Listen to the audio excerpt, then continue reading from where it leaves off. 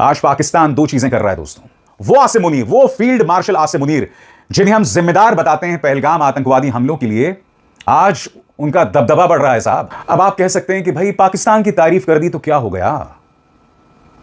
ध्यान से सुनिए मैं क्या कहने वाला हूं। तो मैं समझता हूं हमें कोर्स करेक्शन करने की जरूरत है, और शुरुआत अगर हम समझ रहे हैं न्यू वर्ल्ड ऑर्डर को, तो हमारी शुरुआत पाकिस्तान से होनी है। भारत की विदेश नीति के लिए यह अच्छी बात नहीं है अगर अमेरिका के उपराष्ट्रपति जेडी वैंस पाकिस्तान के फील्ड मार्शल आसिम मुनीर से कह रहे हैं कि thank you for everything man, सबके लिए जो तुमने काम किया है उसके लिए तुम्हारा शुक्रिया।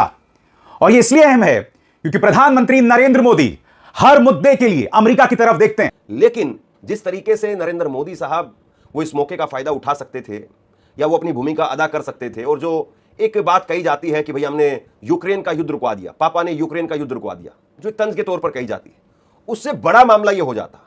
आप सोचिए कि हमारे यहां पर तो एक तंज में जो कही गई बात थी कि पापा ने युद्ध रुकवा दिया, और उसमें 2-3 घंटे का मसला है जिसमें कहा जाता है कि प्रधानमंत्री नरेंद्र मोदी ने कहा और कुछ वक्त के लिए भारतीयों को निकलने के लिए।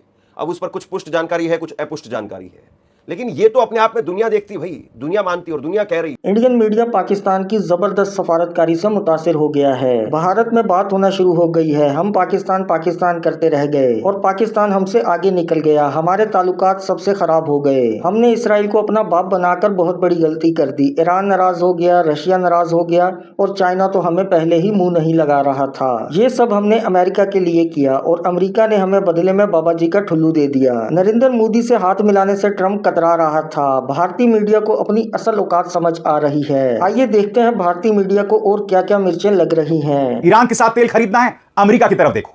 रूस से तेल खरीदना है, अमेरिका की तरफ देखो। ईरान के साथ चाबहार बंदरगाह परियोजना करना है, नहीं करना है, अमेरिका की तरफ देखो। ऑपरेशन सिंदूर कब रोकना है, अमेरिका की तरफ देखो।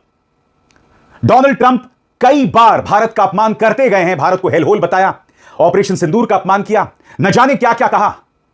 बावजूद इसके हमारे प्रधानमंत्री खामोश रहे, यानी कि अमेरिका की तरफ देखना है। यहां से हमें शुरुआत करनी है, क्योंकि जैसे कि आज न्यू वर्ल्ड ऑर्डर के तहत वेस्ट एशिया में रीजनल प्रॉब्लम का रीजनल सोल्यूशन निकल रहा है, वैसे ही भी हमें साउथ एशिया में रीजनल प्रॉब्लम की रीजनल सोल्यूशन चाहिए। अमेरिका हमें यहां नहीं चाहिए, हमें अपनी फॉरेन पॉलिसी अमेरिका के साथ नहीं जोड़नी है। और आज वही अमेरिका पाकिस्तान के फील्ड मार्शल आसिम मुनीर की तारीफ कर रहा है। जो हमने जोड़ रखी है पूरी तरीके से इजराइल के साथ जोड़ रखी है। इजराइल आज जेडी वैंस ने कहा है खुलेआम, जो उपराष्ट्रपति हैं अमेरिका के, कि उन्होंने ये कहा है कि इजराइल को आज पूरी दुनिया में अमेरिका के अलावा कोई भी उनके साथ नहीं खड़ा है। वो बताना भूल गए कि हिंदुस्तान खड़ा है इजराइल के साथ। याद कीजिए जेडी वैंस ने क्या कहा था कल की बातचीत में, कि मैं भारत और पाकिस्तान दोनों के करीब हूं, और कैसे कंपैरिजन किया था कि एक भारतीय मेरी पत्नी है और आसिम मुनीर एक पाकिस्तानी है।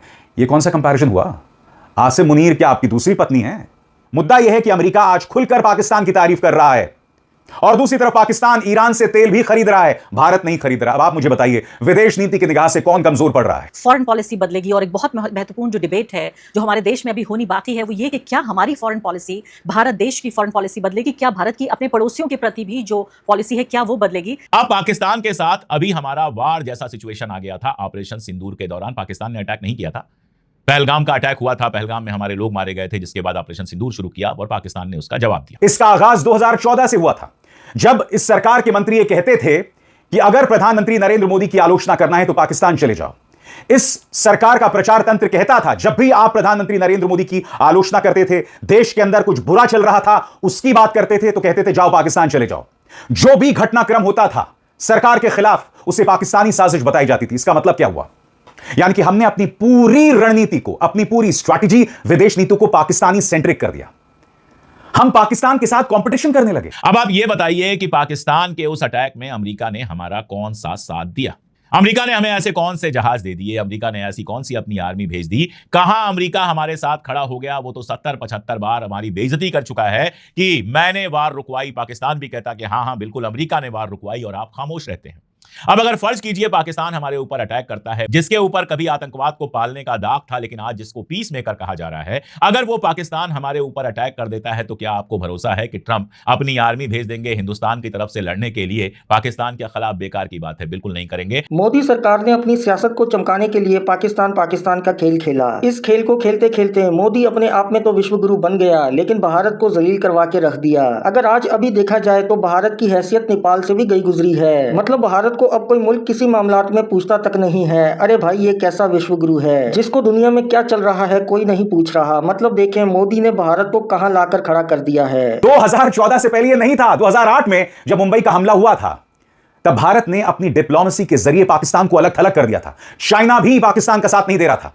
यह मत भूलिए, जब भारत के डिप्लोमेट का अपमान अमेरिका ने किया था तो देखिए किस तरह से अमेरिकी दूतावास के बाहर उनकी सारी सुरक्षा को हटा दिया गया था। यह थी भारत की ताकत। और उस वक्त के वाणिज्य मंत्री कमलनाथ ने क्या कहा था कि नया भारत है, नया भारत का मीडिया है, आप भारतीय डिप्लोमेट्स के साथ बदतमीजी करोगे तो तुम्हें इसका खमियाजा भुगतना पड़ेगा। इस तरह से भारत अमेरिका को अपनी साख, अपनी ताकत, अपनी अस्मिता पे वार जब होगा उसके परिणाम दिखाता था। लेकिन फर्ज कीजिए जो ट्रंप ने कहा है उसके बेस पे मैं कह रहा हूं कि चाइना इंडिया पे अटैक कर दे तो क्या अमेरिका अपनी आर्मी भेजेगा? नहीं भेजेगा, किसी दौर पे नहीं भेजेगा। अगर ट्रंप वाकई इतने सीरियस हैं तो वो मोदी के साथ एक समझौता कर ले, जैसा समझौता पाकिस्तान और सऊदी अरबिया के बीच है या जैसा समझौता नाटो कंट्रीज के बीच है कि इस समझौते के तहत अगर अमेरिका के ऊपर कोई हमला होता है तो वो हिंदुस्तान पे हमला माना जाएगा और हिंदुस्तान पर कोई हमला होता है तो उसे अमेरिका पर हमला माना जाएगा। यानी नाटो टाइप का अलायंस भारत के साथ एक बार बना ले ट्रंप, तब यह बात मानी जाएगी कि चाइना भी अटैक करेगा तो वो मदद करने आएंगे। वरना ताइवान की मदद तो कर नहीं पा रहे हैं, ताइवान को चाइना कब्जा करने के प्लान में है, भारत की मदद क्या करेंगे? तो दोस्तों बहुत सारी बातें सामने बैठकर तालियां बजवाने के लिए की जाती हैं,